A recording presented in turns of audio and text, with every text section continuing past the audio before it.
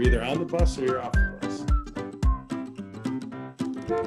bus. Welcome aboard, episode 29, on the way here on our official Iowa Wild podcast. This is Ridin the Bus, presented by Explore Minnesota. Ben Gislason, Joey Goldstein. It is the end of March, and I've been told the older you get, the faster life goes by. Yeah. And I think when you're in a hockey season, that really expedites the process, because this season, I thought last year went by fast. This was a blink, and here we are in April staring us in the face. It feels like just the other day it was the end of January and said, oh, my favorite month of the year is here, February. And then we blinked and it's gone. And now March And it went is by gone, really and quickly, and I didn't have any complaints. I was in a good mood. Yeah. I think you even texted me at the end of April, and you were like, we did it. February. February. February. Yes, yeah, February.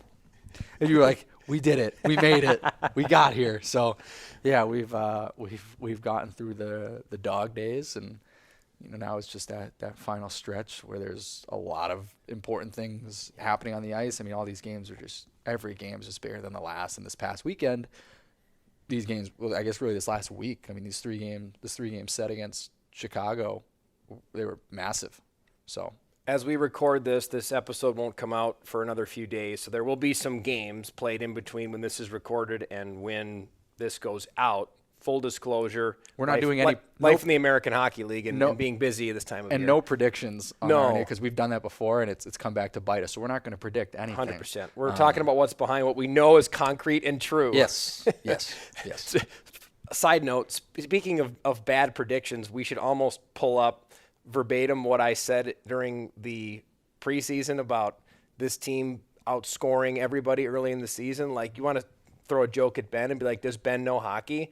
Remember when I was saying how much this team, this isn't a knock on the club. I think everybody said that. I mean, boy, talk about a freezing cold take. And now the reason they're winning now is because of rugged, strong defensive play. Yeah. So I really swung and missed on that one. Yeah. But we don't have to put that in. I won't do that to you. But nonetheless, this team has played I would go ahead and say it's their best hockey they've played all year. And it's a 3-game winning streak against Chicago, a team that is similarly near the bottom of the division. But when you're a team in Iowa's situation, you're not going to sit and mince your words on opponents. You're going to take wins however you can get them. You have to win them. So it doesn't matter who you're playing. And the thing that stands out to me, Iowa beats Chicago on Sunday, the most thrilling finish we've seen since the last time it was a must-win game in Chicago, and Sammy Walker was the hero that night in April, and then fast forward to March of this year. But then they take care of business, another thriller on Friday night at home, Saturday night in front of a huge crowd, take care of business in a much simpler fashion towards the end. Granted, there was an empty net goal needed, but still, the thing that jumps out to me about Iowa right now is they've found who they are. They didn't have that until maybe a few games before. I look at that Milwaukee win a couple of weeks ago in Milwaukee, where it was just so simple, and it was so bland's the wrong word, but they don't want these games to be up tempo and highly paced and super fantastical. They just want them to be simple, gritty hockey. Wear people down. And it worked against Milwaukee, and it worked 3 times in a row against Chicago. And actually, it worked a lot in those Grand Rapids games too. They got away from it a little bit towards the end of the game. But the thing that Brett brought up to me in Grand Rapids was we need to figure out how to close out games, and they did that against Chicago in these 3 wins. And that, to me, it might be a little too late. The math is not good.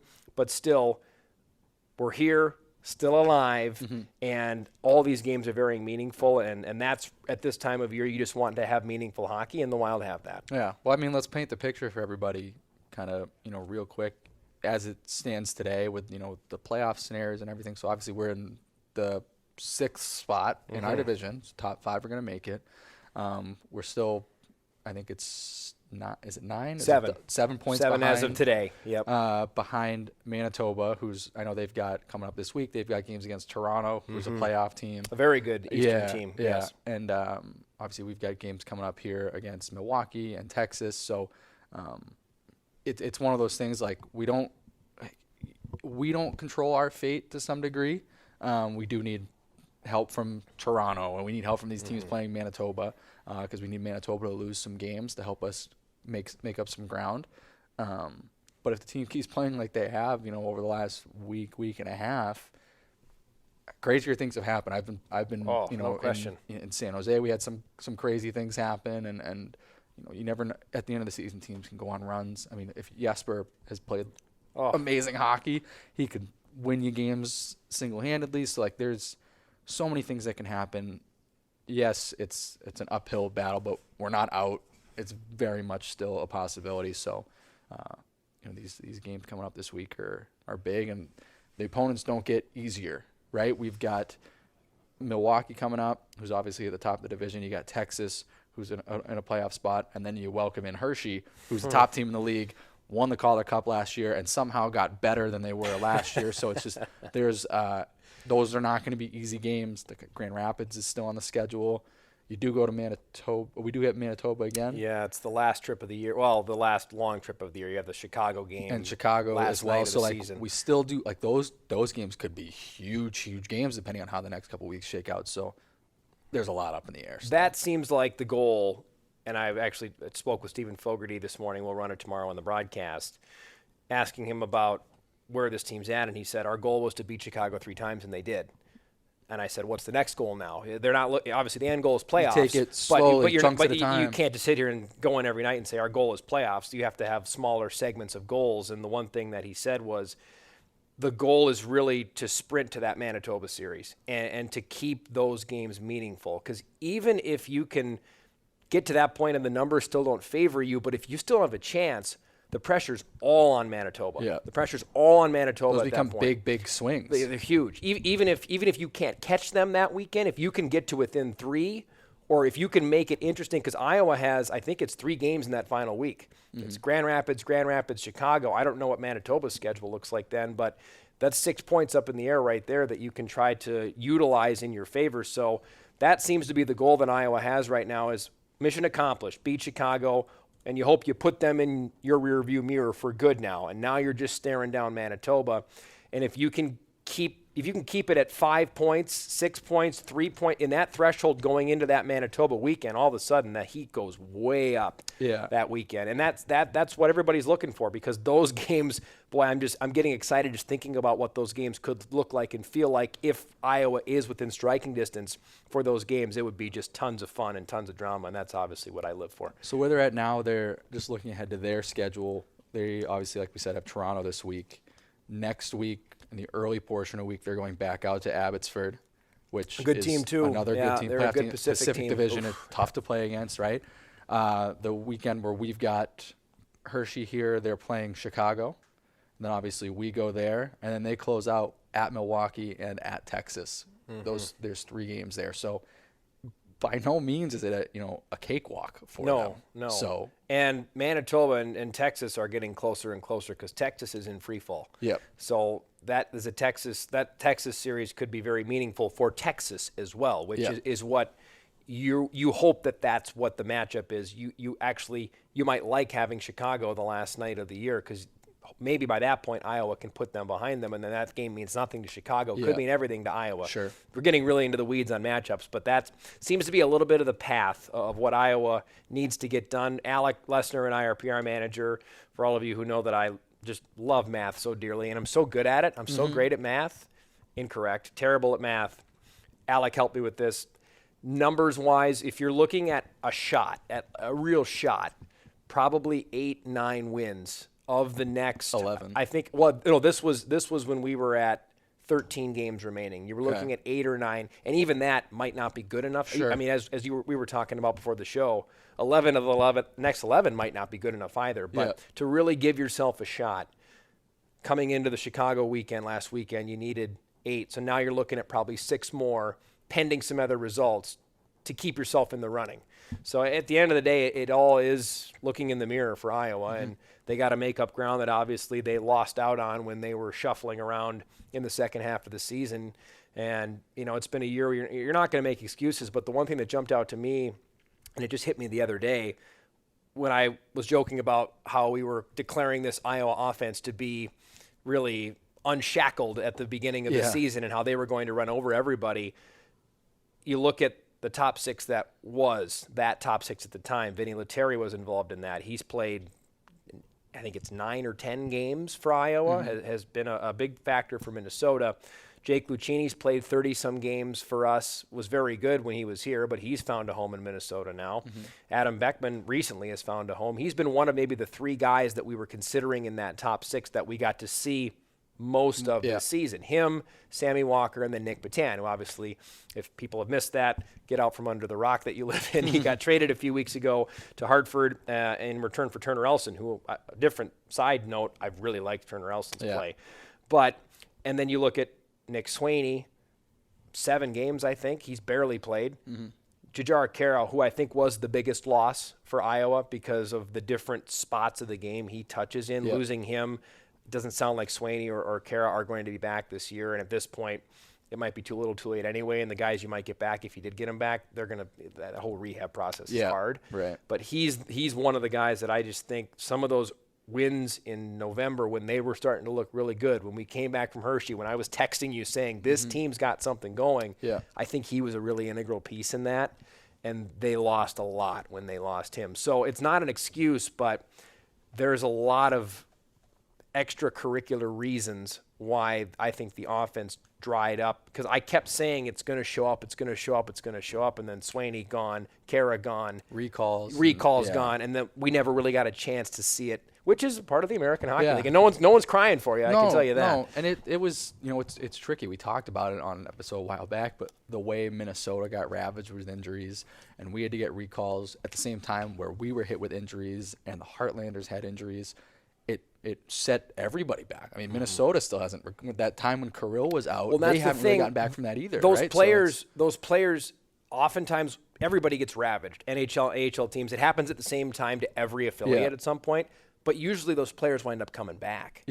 That's not been the case. Right. Lettieri, gone. Lucchini, gone. Beckman right now, he's been gone for a month. So that's a great point. That's what it's been. They've disappeared and they've rarely returned. Yeah, and then just to kind of put a bow on it, when you're talking about the way this team has played as of late, I mean, you were saying it's maybe the best hockey they've played all year. The couple times that we've uttered those words, that they're playing their best hockey of the year, have been defensive-minded games. When they've dominated defensively, that's when we said they're playing their best hockey of the year, because if they can do that, the rest of it's going to come naturally.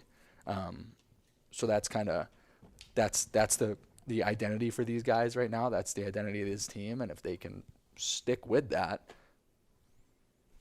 who knows what will happen. Lots of talk about the 360-degree view of the team. Specifically, we've totally buried the lead. Luke Toporowski will be our guest today. Another new face. I mentioned Turner Elson, who comes over from the Hartford Wolfpack, but Luke Toporowski also comes over in a trade that involved 3-time Stanley Cup champion Pat Maroon to the Boston Bruins.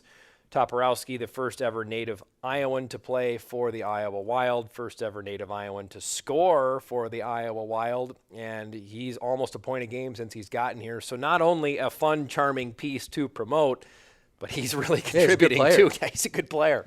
Yeah, obviously, I think back to the deadline, he was a guy like Patan, who's obviously is a big driver for offense. But in exchange, you get Turner Elson, who comes in, who's been, I think, he's someone who's played a lot of professional games. So from a leadership standpoint, that's a big piece for a team that's this young.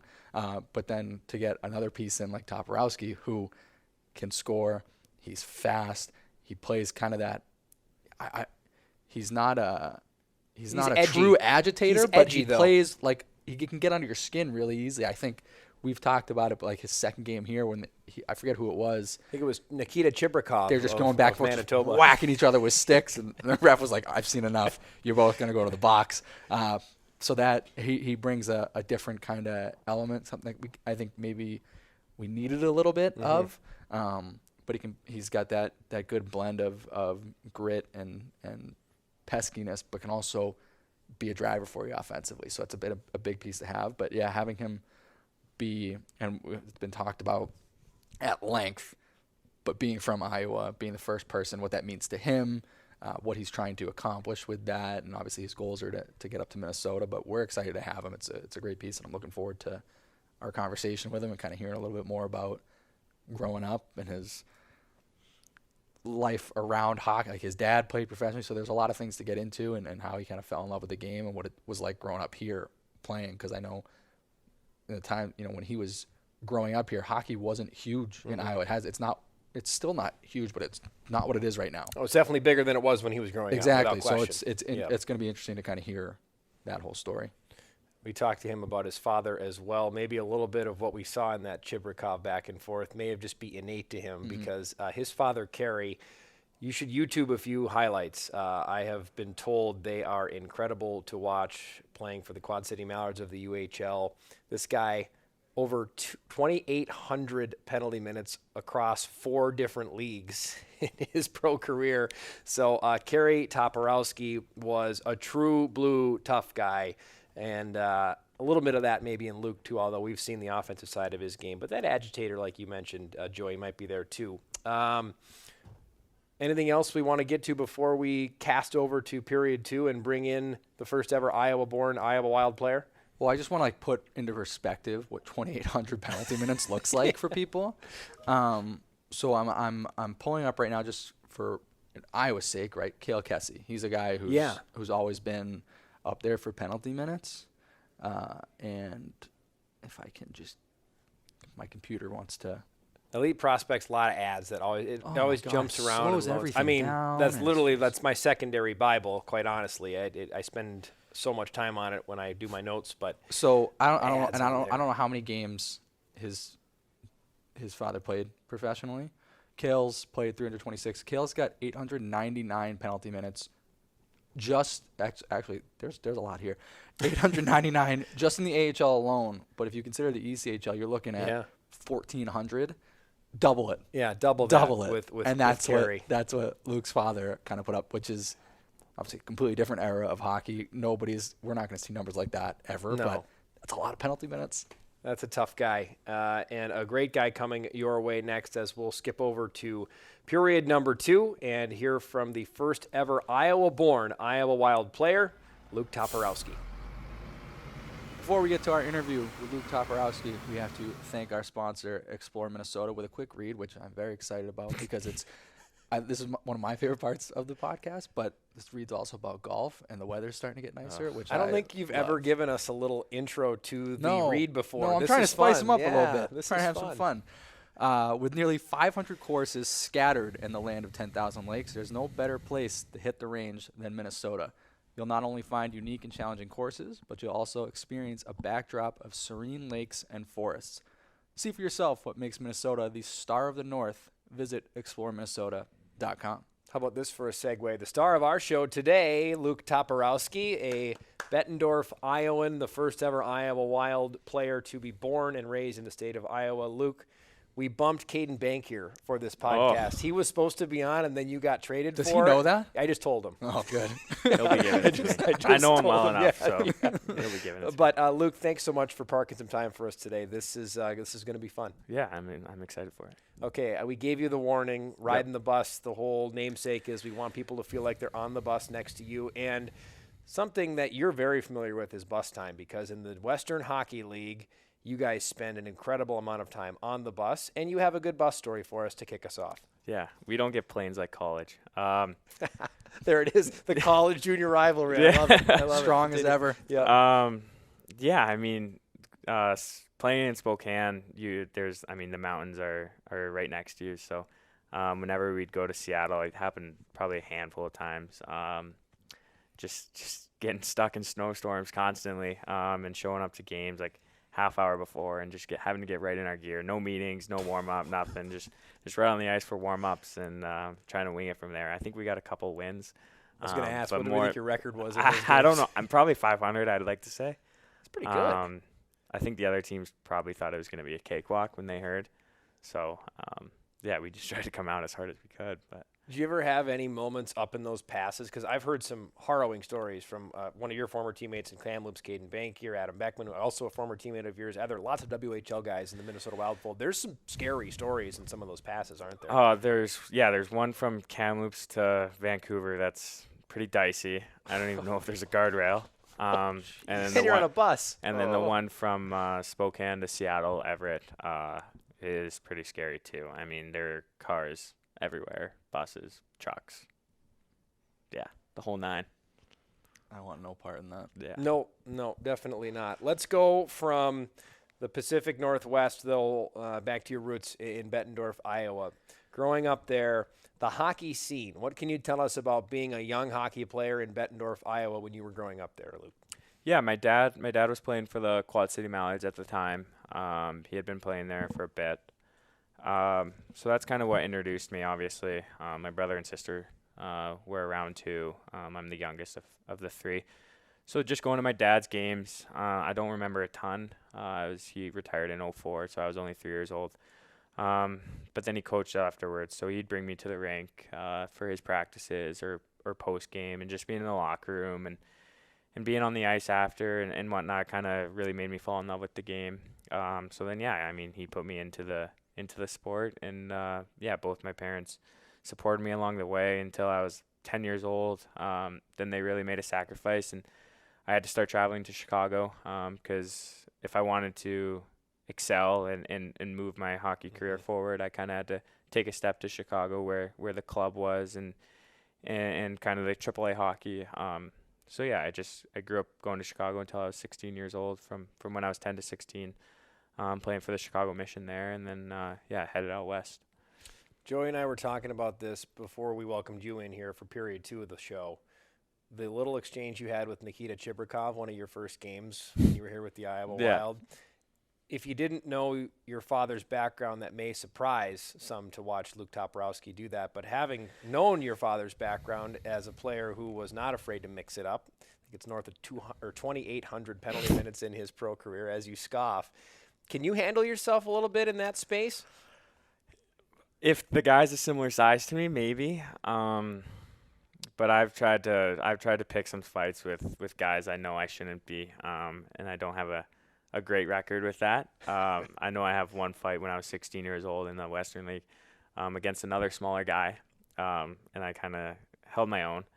But other than that, I've kind of struggled in my fighting career, so I try to stay away from it. But I like to play tenacious and gritty and piss people off, but dropping the gloves not so much.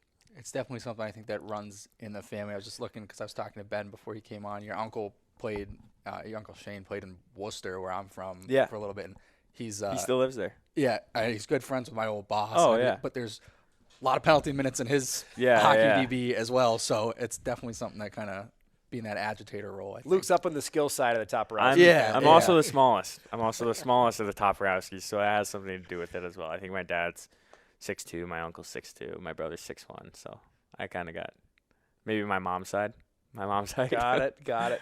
Lots of Spokane ties, though, too, for the Toporowski family. Is it 4 different Toporowskis have played there? You played there, your brother played there. My uncle Brad, right? Played there, and my dad. So, 4 of us, for right now at least. Speaking of Spokane, Adam Beckman, I'm going to go ahead and reveal my source on this one, as Joey laughs at me like the lowercase j. The world was going to end when I revealed it earlier, but go ahead. Adam Beckman shared a few notes that I wanted to chime in on because we've heard there are some, 2 things. One, he told me to ask you specifically when you guys were there playing for Spokane about the car that you drove out there. I'm excited. That's a great story. No, it's not. It's no. So my parents' rule was we didn't get a car until we graduated high school. That was kind of our graduation gift, right? I don't mind that rule. So I was there when I was 16 and 17, so I obviously was still in high school. And I was fortunate enough to live with my grandparents out there. So my grandma had a car, my grandpa had a car, and my grandpa had a truck that it was like his dump, like he took stuff to the dump in his truck, or like he towed a little boat behind it. So it was just a beater truck, and it was tiny. There was 2 seats, and we just tried to jam everybody in there all the time. So I'm sure that's what he's talking about. I hope at least. We had a lot of good laughs in that truck when we were 16 and 17 years old. So. Did you and Beckman hang out away from the rink a decent amount? Lots. Yeah, I would say. He was one of my better friends on the team for 4 years. We got really tight, and we hung out all the time outside the rink and stuff. So, do you want to return serve at all on him bringing up the dump truck? I don't think I can on the spot, but I'm gonna have to get back at him at some point. So okay, we'll keep that in mind. We're ready. Whenever you're ready, we're ready. Yeah, that's Yeah, he's asking for it now. So the other thing I was told to ask about was during, and this is something that new for your generation of hockey players in the entirety of the world, the COVID pandemic. Yeah. The leagues shut down worldwide, and apparently during the COVID season must have been in WHL because you guys played a little bit before and after. You almost want to call it, because I know actually Adam came here for a little bit, his first year pro. Yeah. He was here and then he returned to play with Spokane, but he said during the COVID season, you made a really big push on TikTok to become a TikTok star. He's just giving you all the fire, eh? Yeah. Yeah. What was that about? It's just, I did. TikTok was blowing up, right? So I just tried to get creative and make some videos. I mean, I was stuck at home. We all were stuck at home. Yeah. I probably should have kept some private that I posted just to the public, but they're private now for a good reason.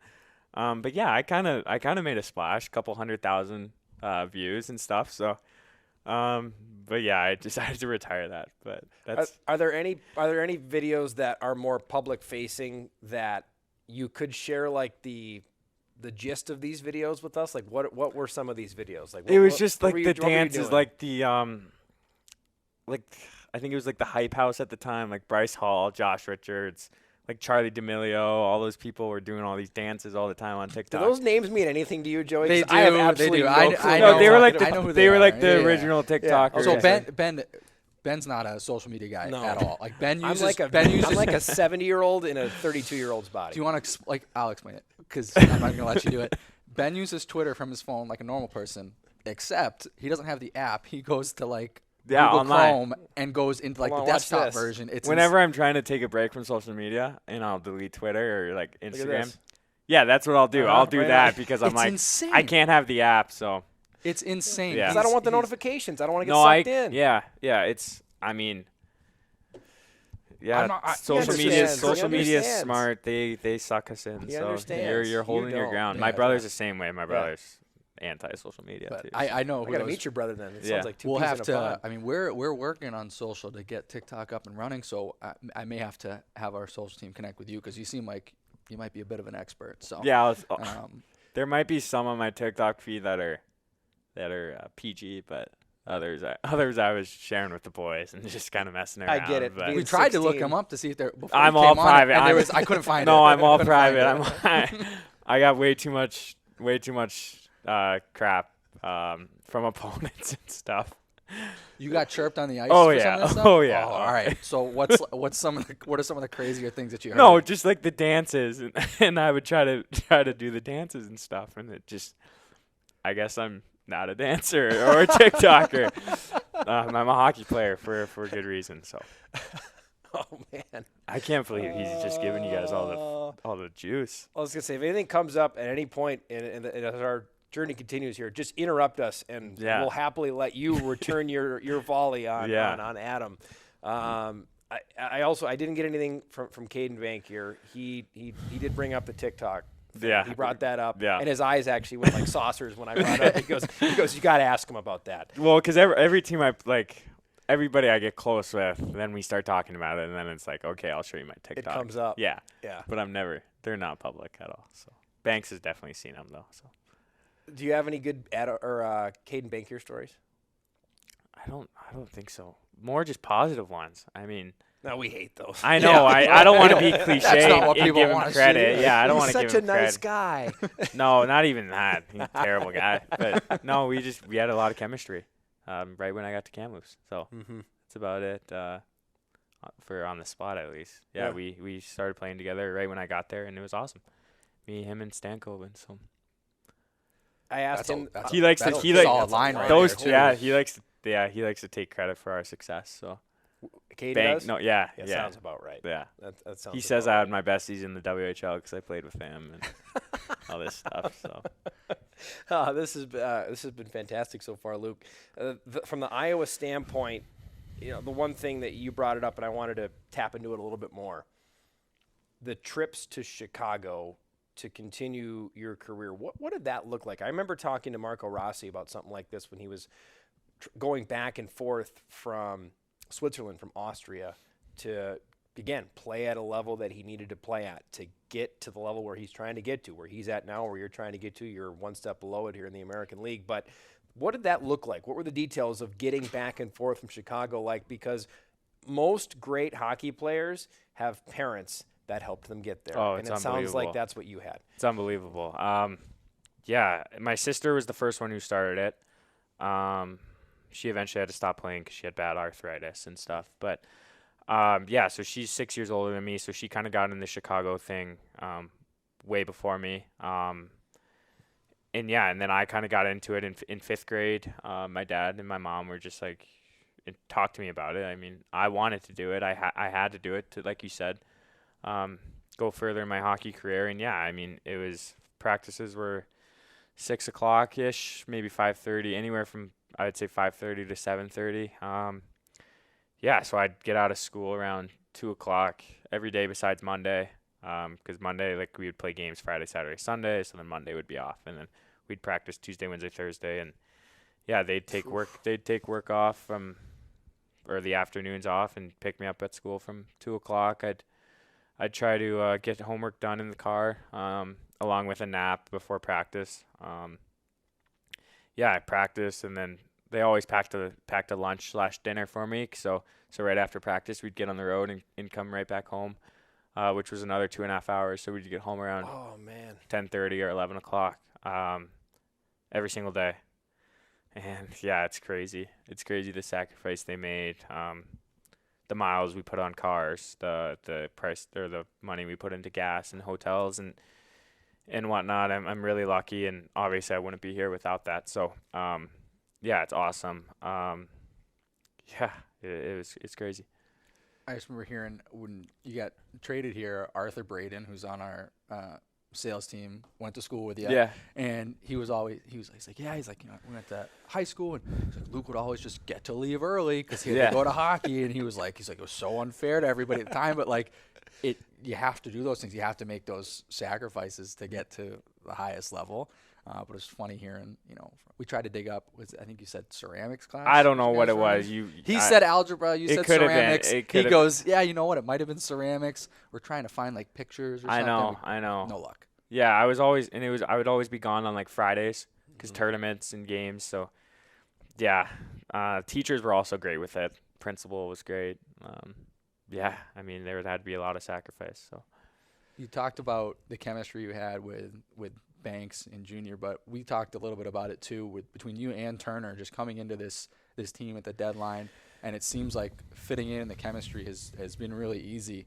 I'm sure part of that was because you had guys here who you're familiar with, but what's that like coming into a new room, and what's that been like just getting up to speed and feeling like you're just one of the group where, I mean, it's just a new situation for you? Yeah, I was definitely really nervous.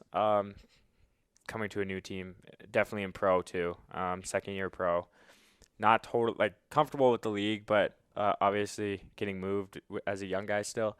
I was really nervous, but thankfully I knew Banks, and then obviously like I know the names like Lambos and Mikey from the Western League, and just playing against them, so kind of have some similarities with that, and it's easy to connect with other Western League guys, But other than that, yeah, I was really nervous, and guys were awesome, welcoming me and whatnot, and coaches have been patient with me, learning the new systems. But yeah, it's been a good start so far, so hopefully we can make a push coming down the stretch here and squeeze into a playoff spot. I don't know if this question will elicit a great answer or not, but one thing that I found really funny from the day getting you and Turner Elson here was you wound up being on the same connecting flight out of Detroit. Yeah. And I think I just sent both your guys' numbers together. Like, what was like that whole meeting like? Kind of walking up, being like, "Hey, like we're teammates actually, now." That's funny you bring that up. So I landed in. Kudos to you too. Good job booking our flights and whatnot. So well, thank you. Ben needs that because every once in a while Ben gets ripped for travel issues. Yeah, no, so it was every once in a while. Sometimes he needs that. It was a little stressful when I heard I had to go up to Boston to start. Yeah. We had a lot of different. There was a lot of scenarios turnaround in the air at one point. But luckily I got a flight out of Providence. And landed in Detroit. And I'm kind of at the gate. I don't know, half hour early before boarding, and I'm like looking around. Like I know what he looks like because I played against him in Hartford and whatnot.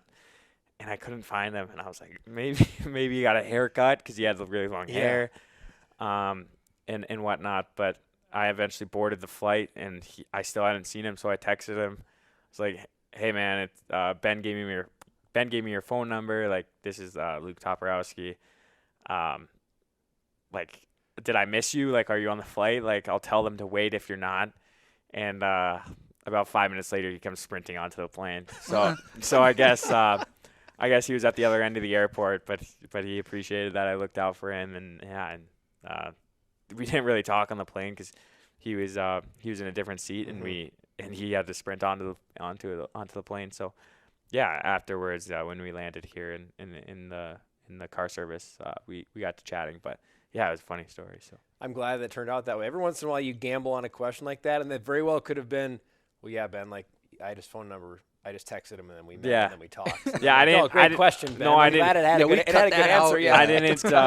I didn't text him until, because I plan on just like running into him. Yeah. But I didn't text him until we were all boarded, and I started to panic a little bit. But hey, as I always say, team services, the job is done by the team. Sometimes players help us chip in, and it sounds like you helped Turner get on that plane on time. I don't know what he was doing, snoozing over in the corner or what, but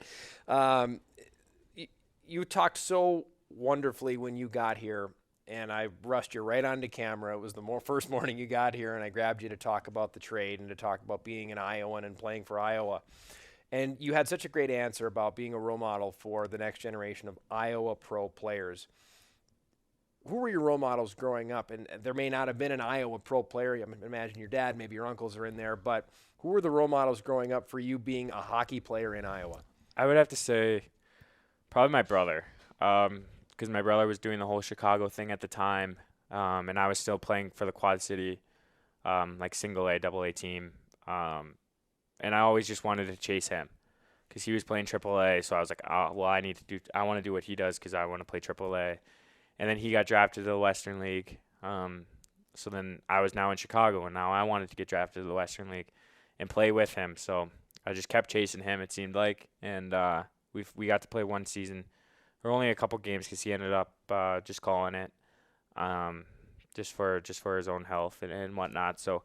But we got to play a couple games together when I was 16 and he was 19. So, and we still talk. I mean, he lives here now, but even when I was out in Providence, we still talk every day. He watches my games. He gives me feedback. So, I think he's just been an awesome role model for me. I was always chasing him, and now he's a coach and he's doing awesome too. So, yeah, just always wanted to be like my brother. So you mentioned him being local. I share the same background as him as far as working for the Des Moines Buccaneers. I used to work there on their play-by-play side. He's their assistant coach now, helping out over there with the Bucs. And I'm also told that Uncle Luke has become a pretty big mainstay at your brother's household. Is that true? Yeah, I think he's taking advantage of it a little too much. So no, it's been awesome. I mean, I'm in love with her, Sophie.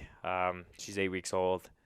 Yeah, I've been going over there almost daily. I love watching her and they've been doing some workout classes, so maybe they have to leave and stuff. So I get to watch her myself and whatnot. And I actually have to do that today. So yeah, I'm excited. And yeah, I've been loving it. You're an expert on changing diapers? I haven't been taught that. So at some point it's just gonna happen. No. Sophie's always changed right before they leave, and then I just cross my fingers. At some point, like it's inevitable. But for right now, watch, we're gonna get it today. It'll happen today. Knock on wood. I haven't had to do anything. Everyone has a few different uncles. They have the fun, like super kind, super nice uncle. They also have the distant uncle. You're clearly not going to be that uncle. There's also the crazy uncle. What uncle do you think you'll wind up being in Sophie's life? Fun, definitely. I already am. Crazy, for sure. Probably a mix. A combo. Well, and right now I'm trying to have as much fun with her as I can. Showing her TikTok dance. Yeah. What do you think of this one? I have her doing squats and stuff. Like I'm holding her and bobbing her up and down. She's doing squats. I'm trying to get her in shape. Gearing up to continue the Topperowski hockey off. line. Yeah, exactly. Got to work off the baby fat. Exactly. Yeah. It's time to grow up. No, it's definitely the fun, crazy uncle who, probably spoil her too. Joe, you got anything? My last one is just, I know, over the summer, guys kind of, when they go get away, a lot of guys, if they're from the Chicago area or Minnesota, we get a lot of Minnesota guys. It's easy for them to find rinks and places to work out over the summer. What does that look like for somebody in Bettendorf? Where are you going over the summer to be able to stay on the ice? Like, what does that look like for you? Yeah, that's a good question because it is tough being in Iowa. So I don't actually stay here during the summers. I like to come visit and whatnot in like that little buffer period right after our season ends to before I start training because we all try to give ourselves like 2 or 3 weeks off, just the long season. So I try to stay here for that and whatnot. But I go out west to Spokane area. Mm-hmm. My mom's out there. My grandparents are out there. But now I've been going up to Kelowna and Kamloops.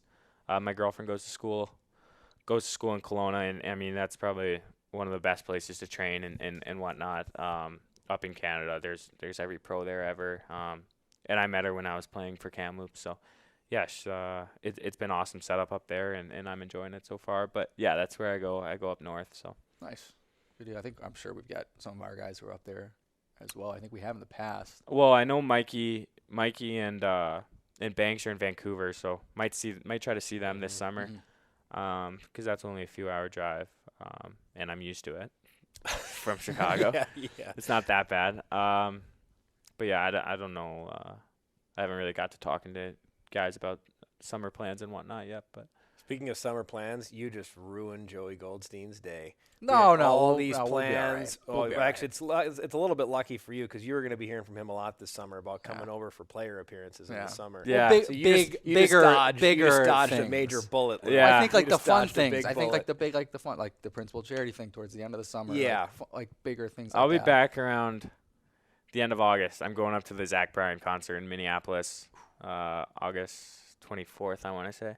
He's coming out here in a couple weeks. I know he is. Can't I know wait. he is. Ben, tickets? I know. I think one of the first questions you asked me was hey, Yeah. can we get tickets No, for that? I already have tickets for Minneapolis, so I'll be back in the Midwest towards the end of August before camp starts. So. Final two questions for you, Luke.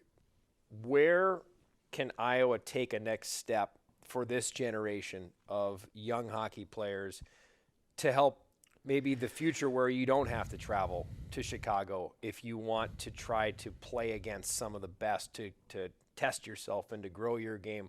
Where do you think Iowa can grow in making this sport grow? Yeah, I was just going to say, it would be awesome if we got to a point where kids didn't have to travel, where I could have stayed in Quad Cities till I was 16 years old and then just left from Quad Cities and go straight to the Western League. I think that would be super cool. Iowa's tough because it's football, it's basketball, it's wrestling, it's baseball. It's a lot of all the high school sports, and that's kind of something that Iowa struggles with for a high school sport. There is high school hockey, but it's not as competitive as obviously Minnesota, Massachusetts, Or some even of the those, surrounding yeah, states, right? yeah, All of them. To be honest, exactly. yeah. So it would be awesome if some of those athletes got into hockey. I know it's maybe not the most affordable sport. Yeah, that's probably one of the big. Yeah, no matter what state you that live in, and ice- that's one of that the big and ice things. time. And I think are ice, the two big and things. that's the other thing. Like in Quad Cities, there's the pro rink, but that ice gets taken out in the summertime. And other than that, we have one sheet. So Yeah, that's tough. you need more ice. I mean, if you want to be able to grow the sport. So yeah, for Quad Cities, I think if we get a couple more ice surfaces and get kids on the ice early and young and get them to fall in love with the sport, which I would love to be a part of, I think we could grow it that way. Des Moines has actually, even in my time here, this is my 7th year here, I've seen exponential growth in ice surfaces here. When I first got here, 2017, Wells Fargo, much like home with Quad City, out in the summer. There's no ice here, but the Bucks ice goes out in the summer. Yeah. And there was Metro Iceplex over by the Buccaneers rink as well, and that was it. And now Recplex has come in, and you've seen Recplex because that's where the team skates. Yeah. It's a fantastic facility. Yeah. I think they might potentially be adding more sheets over there. there's And been then a lot there's of something talks going in about that. Johnston too, I believe. That's going to have. really? I think there's a place in Johnston that I think is adding an ice surface too. So Des Moines is starting to get that, and you hope that maybe that can be the seed and the growth point, and then maybe some other Definitely. areas, whether it's Waterloo, Cedar Rapids, places that already have some hockey history, could maybe keep it growing. To finish, Luke, for any young Iowa hockey player out there that they stumble across the Ridin the Bus podcast because they see native Iowa pro hockey player Luke Toporowski's on it, what would you tell that kid? Chase your dreams. Do whatever you can to make that happen. Hopefully your parents sacrifice as much as mine did. But I mean, that's not easy. So just do whatever you can. Hard work doesn't go unnoticed, and I think that's kind of what kept me going and brought me here. So we got very lucky to get you a part of this organization, not only because of the player you are, but because of the person you are. Thanks for being such a great ambassador of the game of hockey here in Iowa, Luke, and just can't wait to see your career continue here and beyond. Yeah, thanks, guys. It was awesome. It was fun. Big thank you to Luke Toporowski. He had a busy day that day, so he was needing to get in and out, but still gave us plenty of time. And the one thing that jumped out to me right away with Luke, interviewed him basically the morning he came in because he got traded the day before a game. I forget what weekend it was. But It was the day of a game. He was at there, at least everything I've read, he was at like pregame meal. Day of a game. We weren't playing for Providence. Right. So he comes in the night before one of our games to make his debut, and I sat him down to do an interview with him, obviously, to get to you guys for social, but also to run on the broadcast. And you don't know what you're going to get. I mean, you're hoping for someone that can be this great ambassador of the game for Iowa and help tell stories. And I think that soundbite that he delivered about being a role model for future Iowa hockey players that want to make it, that want to be Luke Toporowski. I was just sitting there, I was drooling over it. I'm like, this guy's amazing. Like, he's so well-spoken. He's clearly very keyed in on Iowa. And the one thing that I always think about, too, when I see pro players that come out of areas that aren't known to deliver pro hockey players. I remember seeing, I think it was a Grand Rapids Griffins player, Chase Pearson, a few years ago out of some suburb of Atlanta. And I think, well, were they just born there and then they moved to Canada, or they moved to Minnesota or Massachusetts, or were they actually born and raised there? I actually learned Pearson was born and raised there, but you'll see those stories sometimes. And so right when I saw Toporowski, I went, oh, shoot, I wonder if he ended up, moving to Chicago or something. But no, I mean, still goes home there in the summers, and family is still there and very near and dear to him. And what a great get for a million reasons for the Iowa Wild. Yeah, well, I mean, obviously it's a good conversation to have. Funny, some of those stories were top notch, especially the ones that we got from our source. Our source. Beckman. I didn't say that. I didn't say it, but we didn't tell. You just revealed it. Yeah, we didn't tell Luke that, so we're good. What if he watches I hope he watches the podcast now. He knows. Well, that's fine. Because he won't be able to deduce who we got that from. The one person we know one is person Spokane. it would have come from. But yeah, no, it was cool hearing that. I mean, it's nice hearing a lot of guys over the summer and over the off season, they kind of all get away and break out different places. A lot of guys go home, but home for everybody is different when you're in your 20s and whatnot. So, but to hear he goes back home to Bettendorf is great, and hopefully it's something that we can, find ways to utilize over the summer if he's got free time and things like with, if it's having appearances here, or I know like the Principal Charity golf outing is always a big thing. So like, they always ask for a player, right? Yeah, we can rarely give it to them. If there's guys who are in the area, like I think that's a really cool piece to be able to have and to showcase. And I think fans are obviously excited to have him here to kind of segue into the ALS game. His jersey, clearly very excited. His jersey's sold for $3,000 in our live auction, which is the so most great. of any player in this auction. I think tied for maybe the most of any player this season. So, and he's been here for 7 games. Yeah, the people are just. It's like I heard you saying it over the microphone during the live auction, but it really is a piece of history. Yeah. So to have that, I think is pretty cool. And I know fans just hearing people talk about it, it's an exciting piece for them to have somebody like that in the building as well. Yeah, I can't say enough about Luke, and he's been a wonderful addition on the ice and off of it. And the other thing, and then we can segue into more on that weekend, because I want to talk about it because it was just so outstanding, and you and your crew did such a great job with it. But the one thing that really kind of baffles me about this team this year is, and the proof of it was in how Elson and Toporowski, they were instantaneously melded into that team. I mean, they are right in it. They're in the middle of all the jokes. Like, it wasn't, sometimes when guys arrive and they're traded together, they kind of live in their own little pocket, even if they didn't play with each other before for a while, I was blown away at how quickly I'd walk in for pregame meals somewhere, and those guys are not even sitting with each other. One's at one table with 5 other guys, and one's at another table with 5 other guys. And that's the thing that baffles me about this team is usually when you have teams that have struggled like Iowa has struggled this year, from my perch, I can look at it and say, well, yeah, I mean, you've got There's pockets. You've got Spacek and Raska just hang out with each other all the time, and they don't hang out with anybody else. That's not true. They're always around other players. Like, there's these cliques and these pockets of different fraternities, if you will, and this team is not that. They're so cohesive, and Brett McLean's talked about that recently as to why this team has found some success, because they have banded together in these games, and they're taking this us against the world mentality right now, and at least as it's rolled through the Chicago series, it's worked. And like I said in the preamble to our show, I looked at the Grand Rapids series, and Iowa played well in those games too, and the results just haven't quite been there. But the cohesiveness of the group is something that really jumps out to me. And I remember talking with Cale Kessie a little bit when those guys first came in. What are they like? Have you gotten to know them yet or anything like that? And he said not really, but everybody kind of jumped in within the first week of these guys being here. They had the team outing. They all went out to dinner. So, it's easier to bring everybody together when you've got things like that going on. So, it's been good to Before see. we finish our show, let's finish with the Goldfinch jersey, the blackout jersey, the blackout ALS, a smashing success from every side of the coin. A great night, a great crowd, and a great hockey game. Yeah, I mean, all around as an organization, we did really. ALS has been a phenomenal partner for us Yes. for now 11 years, and it's something that's going to continue to flourish and grow. But this year, we tried something new with a jersey that doesn't have our logo front and center. We did that Goldfinch, which has a lot of different meanings, but a piece of our local artist jersey from last year. We've we wore black jerseys. We've never done that in games. That was a cool element to it.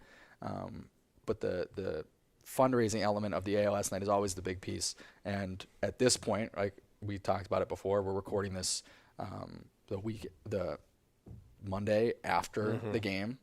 So the online auction as of this moment is still going on, but just the live auction alone raised $31,000. Oh, that's fantastic. So, which is one of the, if not the highest, one of the highest auctions we've ever had. So it's great to see everybody rallying around for a good cause and getting behind it and supporting it.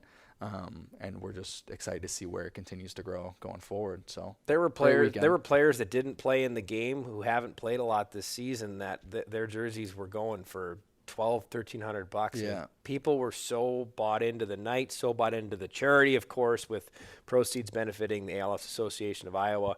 A slam dunk night, and a big congratulations, Joey, to you and your team and everybody that's involved in setting up that night. There's a lot of hands that had a hand on an oar to make sure that boat sailed as smoothly as it did. Yeah, I mean, it's everybody. It's not just a marketing thing by any means. I mean, the ticket sales, this corporate team for continuing to maintain that relationship. Kelsey in the merchandise department, we had the whole Goldfinch line of merch. We sold a ton of that this weekend. So it's everybody. It's not just one piece, one department. So it was cool, and I'm excited to see what we have in the bag for next year. Excited to see what the Wild have in store the rest of this season. Let's keep our fingers crossed for wins, and a lot of them. Thanks for joining us here on another edition of Ridin' the Bus, the official Iowa Wild podcast. Joey, any final comments before we close out episode 29? Next one is 30. How about that? 30 podcast episodes for us. God, it goes by fast. It does. It does.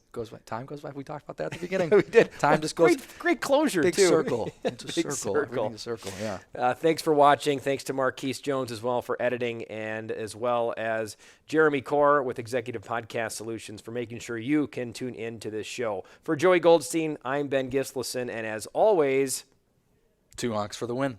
2 honks for the win.